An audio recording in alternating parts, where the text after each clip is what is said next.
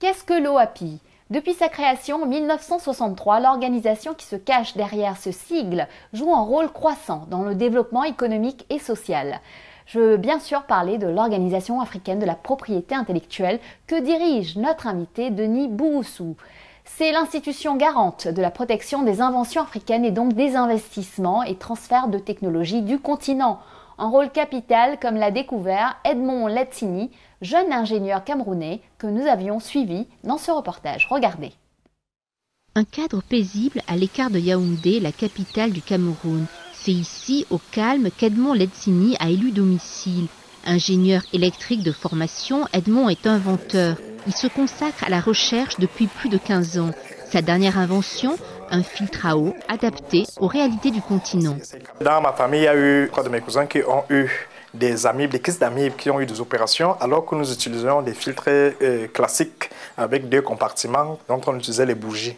Et alors, je me suis posé la question, pourquoi en utilisant ces filtres, les amibes persistent? Mais l'eau était claire parce que ça filtrait bien les débris. C'est à base de ça donc que j'ai eu à concevoir ces filtres. Et je me suis basé sur le charbon actif de nos grands-mères qui nous donnaient quand nous étions tout petits. Utilisé comme médicament traditionnel, ce charbon actif permettrait aussi de filtrer les amibes et bactéries, contrairement à des filtres classiques bon marché.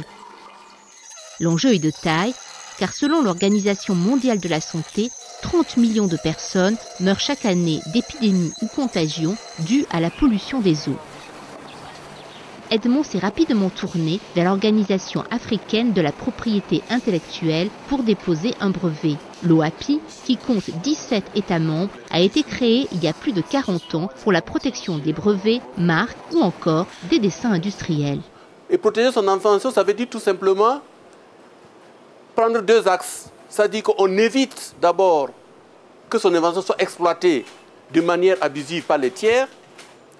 Et d'autre part, on profite pour rentabiliser cette invention, soit une exploitation par soi-même, soit par des systèmes de contrat de licence avec les tiers. Je suis venu sur l'OAPI pour protéger, pour la demande de mon brevet d'invention, afin de bénéficier, afin de commercialiser. Et j'ai payé 22 500 parce que je suis, mon pays est membre de l'OAPI, dont j'ai bénéficié de la subvention.